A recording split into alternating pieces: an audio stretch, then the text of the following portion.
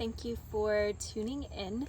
I've been excited to make this video for a little while. I actually received all of this information months ago, but I've been sitting on it, and it is very much time that I make this video and share this information because it does want to get out and wants to be shared.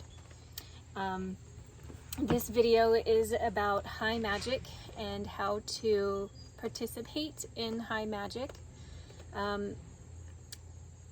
There's a lot of movies out there that can sort of, I don't know how else to say it other than sort of mislead you in the highest way to practice magic.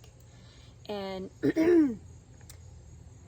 this video is probably something you're not expecting to hear.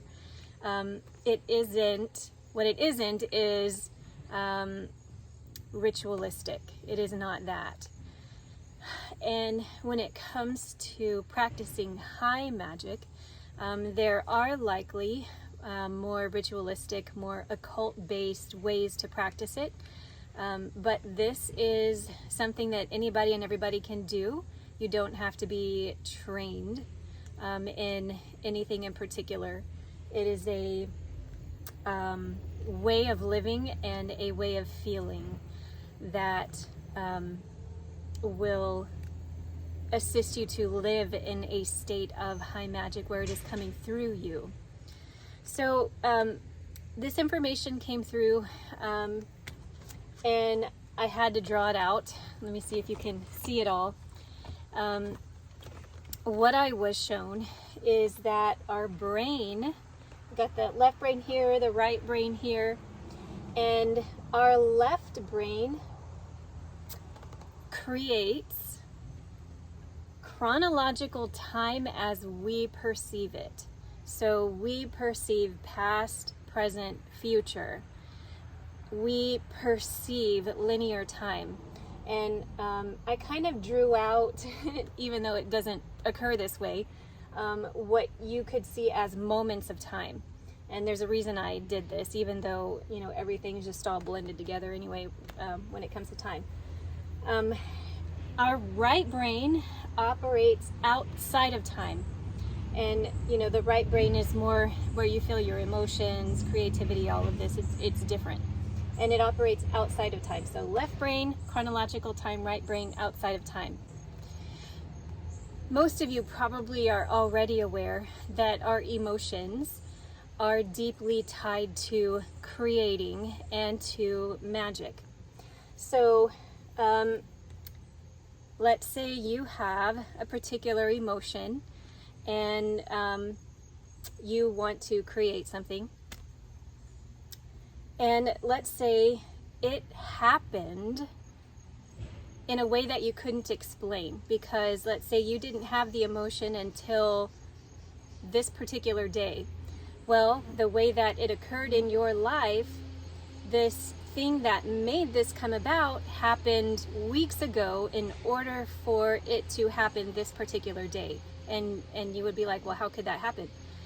Because it's outside of chronological time. So high magic hides within linear time, within chronological time as we perceive it. It hides in there because it exists outside of it. So let me give you an example of this. Back in March, I was traveling, and I got home from or at the airport at midnight, and I had lost my keys. I couldn't get into my car to drive home. And I'm thinking, oh my God, it's midnight. Okay, I know that I'm taken care of. Everything's gonna be fine. Finding gratitude and knowing that I was going to be taken care of, that knowing, walked around the corner, and at midnight, there was a taxi sitting there as if he was waiting for me. How can you explain that, right? Okay, so that taxi driver was placed there long before I had the knowing that there was a situation in which I needed assistance from the universe to help me get home. So you can see how my emotions here, maybe let's say here, I'm at the airport, but way over here, the taxi driver was put into place. But yet it's all happening all at once over here, but over here, it appears that it is hiding within chronological time. Do you see that? I think that's pretty clear. And there's another aspect I want to bring up regarding high magic that is different than any other, I guess, type of magic that one might try to engage in, especially if you are being a little more ritualistic and, you know, that's different. That like ritualistic type of magic, and I'm not saying there's anything wrong with it at all, but what I want to do is differentiate it from high magic. More ritualistic type of magic is coming from the standpoint of I create magic, okay? There is a separateness involved in that. So it means you can see the different elements. You are the vessel, something is being done, it is then created, okay? It's kind of hard to explain that there's a separateness in this, and almost where it's involving the ego identity. Not ego as in a bad thing, because ego is our identity. It's this body, it's this name, it's this experience of this human separateness consciousness that we are experiencing at this time. High magic is outside of I create magic, okay? High magic is, let me give you an example. Let's say that you were given a task of building a house, and let's say you're not a carpenter. Let's say you have no clue how to build a house, okay? Yet it's something that needs to get done. I create magic would be the more ritualistic kind. You would have to, it's more coming from yourself, okay? And you would have to probably do all kinds of research. It would be a lot more involved. It would be more of a task, do you see? Whereas, let's say, high magic of having to build a house, you are given 1,000 people, and they're experts in this. They know how to do it. Okay, 1,000 might be too much, 100 people, whatever. And you're given this whole team of people, experts, tools, materials, everything, okay? How would you then feel about building that house? You'd be like, oh, it's done. This is going to be a piece of cake. I feel gratitude that I've been given all of the tools. It's going to be easy. It's going to get done. And it's a whole big weight lifted. So in high magic, there is a connectedness to everything around you.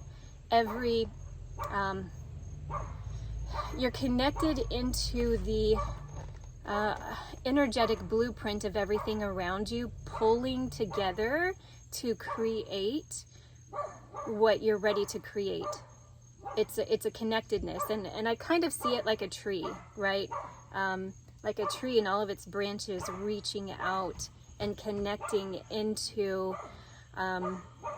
the sort of neurological blueprint of the universe. So basically, what I am saying is, with high magic, it is something that you can become so that your life begins to fall into place all around you. And that works outside of linear time or chronological time. And regarding our emotions, as I mentioned earlier, and as many of you know, our emotional body is constantly involved in creating our reality. And as you can see, when that happens outside of chronological time, your unconscious magic is stemming from our emotions. And this is one reason why healing, emotional healing, or healing our emotional body is so important, because we can sort of create unconscious magic from our unhealed, unfelt, stuck emotions. And many of you in the spiritual community know that, you gotta feel it to heal it. So we have to allow ourselves to feel our emotions and process them with awareness, so that we are not creating unconscious magic in our reality. We want to manifest things that we want to manifest. And so I'm just throwing that bit in there just to kind of point out that it's important that when you're setting a mindset of high magic and allowing that to come through you, through your connectedness, that it's important to heal the emotional body. And another thing that is another crucial point in high magic is, I don't know what else to call it other than surrender. That is the state to achieve in order to get the feeling and knowing that you are in the flow of things beyond your understanding, knowing without a doubt that your highest happiness is going to manifest, like without a doubt. So we're looking at non-resistance, and we're looking at knowing that you're going to be taken care of 100%. If you have doubts and resistance, then the high magic as you want to create is not going to flow through you. If you're thinking about the future and worrying, that doesn't allow high magic to happen. So it's the embodiment of knowing, full knowing without a doubt that you are taken care of. What you want to manifest in your life is going to happen. That might not be in the way that you want it to, because we don't have access to all of the information. Well, most people don't. Some people do. All of the information that our team, beyond our understanding and vision, can see. So knowing that your team is there to assist you to create your highest potential and highest timelines, feeling that connectedness to them and surrendering, because surrender is like one of the most crucial points in bringing high magic into your life. Surrender, knowing, going with the flow, non-resistance. So yeah, I'm going to say that's one of the most important pieces to embody to bring high magic into your life. So this isn't a separateness, I do magic. It is a connectedness where it falls into place around you by you holding a certain mindset and mind frame, and gratitude, and knowing that you're taken care of. If you can sit inside of your being and know what that feels like, put your focus in your heart with the feeling that you know you are taken care of. No matter what is happening in your life, you know it without a doubt. And so you don't feel fear. That's what creates the high magic in your life. That's what goes in between all of the moments and what would be perceived as your past to create something in this moment of what you perceive as now, to bring forth your highest timeline. So I hope that this is clear. If not, please send me some questions. I would be happy to answer them. This is an important video, and I'm very happy to get it out. I have experienced many circumstances where I can see that a question I didn't have until just now, the process to answer it was put into place weeks ago, or what I would perceive as weeks ago. And that's the high magic. So anyway, I love you guys. Thank you for watching. I appreciate all of your input. All right, take care. Bye-bye.